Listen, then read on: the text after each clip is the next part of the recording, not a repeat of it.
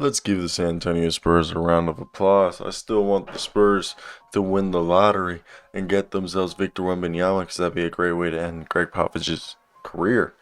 But Zach Collins tonight, 10 points, and was able to hold Jokic, yes, to only 37 points, but hold Jokic and the Nuggets to a loss. Jokic still had 37, but Zach Collins was out there. Jeremy Sochan as well had 19. Jeremy Sochan has really came along this season, in my opinion. Keldon Johnson, of course, 23 points. They actually play with a point guard to start the game. It was Malachi Branham as the pseudo point, Devin Vassell, Keldon Johnson as the wings, Jeremy Sochan and Zach Collins as the two bigs. Sandro, I can't say. Someone tell me down below how to say Sandro.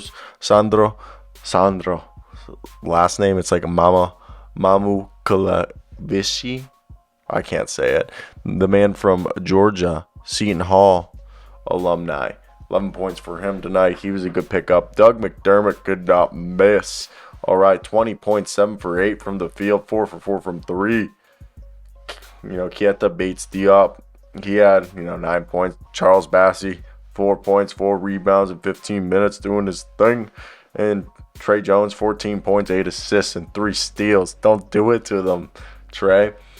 And again, I thought this was just a fun game. Jeremy Sochan also. Over his last 10 games, he's averaging 15 a night.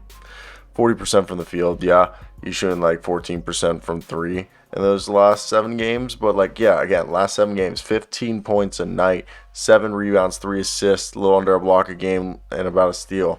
We're talking about a guy in Jeremy Sochan can do a little bit of everything. And, Zach Collins got ejected when, I just thought it was funny. But, Jokic dominated Collins. And I hope everyone knows what I said earlier was a joke. Keldon had 23, and it was a good game, okay? The fans were into it, and people were yelling. Doug McDermott and Jeremy Sochan were playing well. I mean, the Spurs shot 54%. Their entire roster was available, which is one of the few times this whole season. And it was enough to overcome Jokic's 26 triple-double and what could be his third straight MVP, the first one since, Larry Bird or something like that. It was the first time the Nuggets have lost this season when Jokic has had a triple-double. They were able to hold on to this win even when Jamal Murray had 24 points. And they're now losers of 2 in a row, the Nuggets. But I think the Spurs, yeah, they're 18 of 20 in their last 20 games. But I think this just goes to show that these Spurs, they got fire in them. And I think it's just a matter of time. And more so, soon. All right? This is going to be a team that is going to be fun to watch. And they're going to be a team that people are going to have to understand that not easy to beat them. So, let me hear your thoughts down below in the comment section. What do you guys think of the San Antonio Spurs? Are you guys on the same page as me, or am I just an idiot who just thinks this team is way better than they actually are?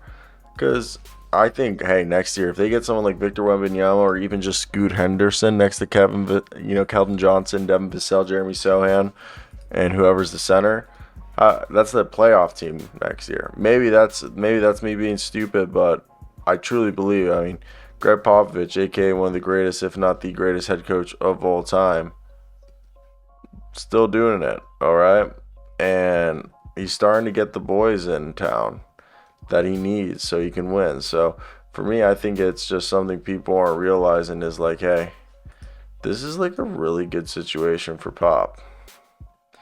This could be really good for the man. And I'm just excited to see and to hear your guys' opinions down below in the comment section.